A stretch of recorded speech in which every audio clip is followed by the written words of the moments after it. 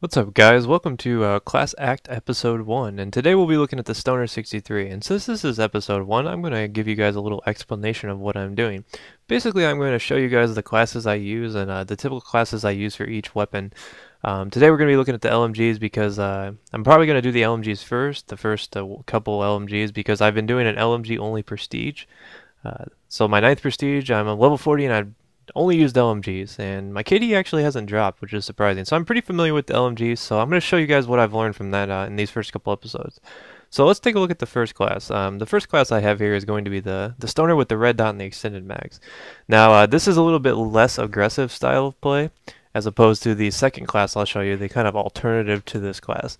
Now a lot of people might prefer this because of the red dots on the Stoner aren't that great, and you're definitely going to need to run Scavenger because that'll complement the extended mags because you're going to burn through a lot of ammo. Now you can pick a pistol of your choice or a launcher, it's up to you. I prefer a pistol with this class.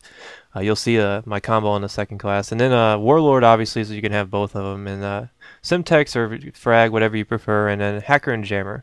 So that's what I chose as my green perk. It doesn't really matter. Let's take a look at the first clip here. This is a 42 and 4 Crisis game.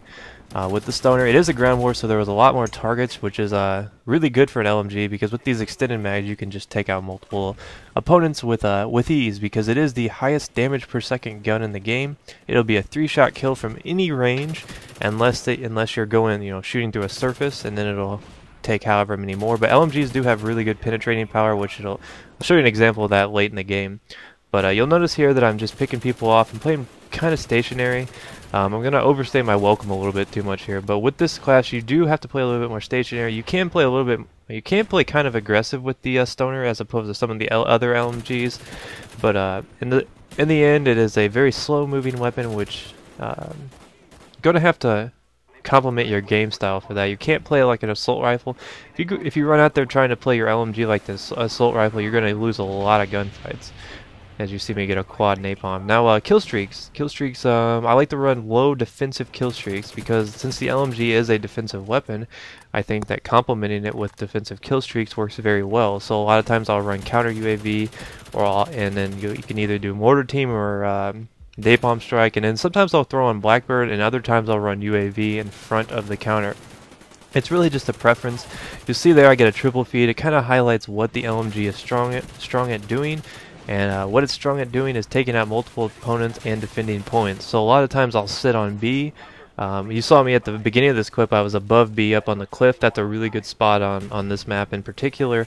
But a lot of times on any map, just sitting on B behind cover with an LMG will... you can defend a point for, from 5 or 6 people at a time. I mean, eventually you're going to die. I play LMG classes a lot like my shotgun classes. I don't expect to live more than, 5-6 kills, and if I do sometimes get the Blackbird, that's great, but I don't really go into it expecting it. I put the Blackbird on there more as a reward because it helps the team out, and if I do somehow manage to pop off 8 people in a row, then I feel like I deserve something that's going to really sway the game in someone else's favor. You notice there, you see that I'm just defending the B points from anybody coming in. I'm just taking out multiple people, and that's pretty much the what I would suggest doing with this gun. I mean, like I said earlier in the commentary, you definitely don't want to play it like an assault rifle. You see right here, I'm using this box to my advantage. I do know there's a guy out there, and I'm waiting for him to come. And I think I'm going to eventually throw a stun out there and, go to get him. You're going to notice how low the recoil is on this gun. It's basically like an ACR of LMGs. I mean, I've heard a few people compare it to that. I would agree because it is a very low recoiled LMG. It is probably my favorite LMG out of the group. Although I am pretty partial to the HK21 and the M60, which will be in the next couple episodes of Class Act, but far as like stuns and grenades go for this class, it doesn't really matter. You pick whatever you're comfortable with, but the first 2 classes are definitely ideal, and you definitely want to have the red dot if you're going to play with the Warlord, because there's no point in putting on any of the other attachments because the thermal and all the other stuff aren't really that great. Now we're going to move on to this clip here. I just put this in here to show you how easy it is to get collaterals and just multiple kills and just defend points. So I get a collateral there to start the clip. And I move over to the fountain, which is a key spot on this map when you're spawn trapping. You see I get 2 more kills real quick right there with that. So The LMG is really great for defending points, especially when you have this setup, but I'm going to show you guys a little bit different setup, which is a little bit more aggressive. Now, you notice here I've swapped out Warlord Pro for Sleight of Hand, and I've taken off the red dot, and I've just had the extended mags. The extended mags are something you definitely have to have with this weapon, because like I said, it eats through ammo. It's going to do, you know, 40 damage, and it shoots really fast. I'm not quite sure what the damage or what the rate of fire is, but it's pretty high. And you see there I have the wall rocket on. I prefer the wall in this class because with Scavenger Pro you get 2 missiles. With those 2 missiles you can either free fire them or you can shoot down spy planes or, you know, anything that comes into play. So I like using that. It's a little bit more useful than a pistol with this class, because with Sleight of Hand and Scavenger you can reload fast enough where you're not gonna, ammo's not really gonna be an issue. Now I am using Claymores and I am using Hacker. Hacker is my choice.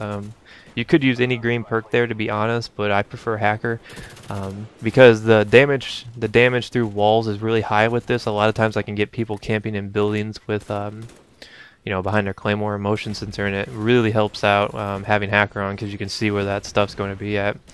Now, like I said, this is a little bit more aggressive style with this gun. You're going to see me play take a lot more risks than I would if I was playing with a non-sleight of hand class, and I probably should have been knifed there, but it's a good thing he wasn't using the tactical or the default layout.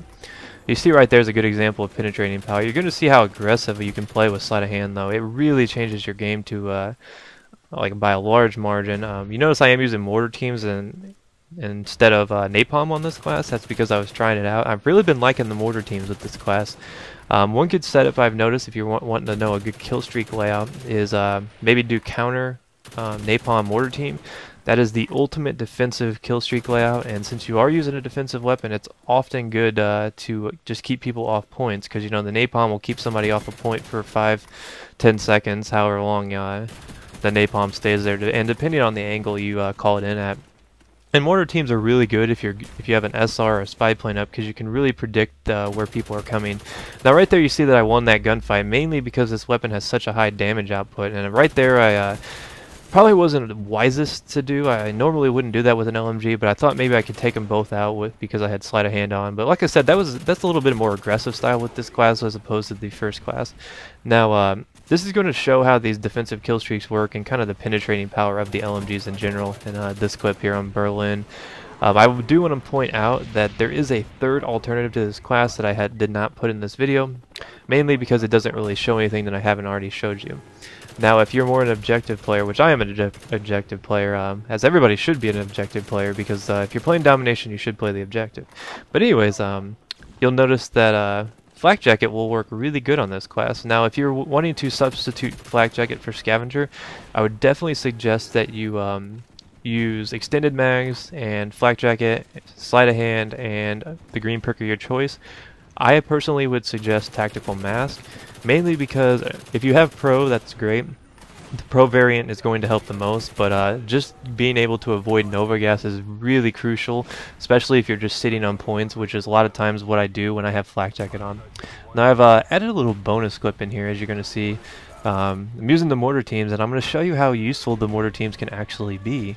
And yeah, look at this. Quad feed mortar team. Now anybody who tells you the mortar teams aren't good, or they're lying to you.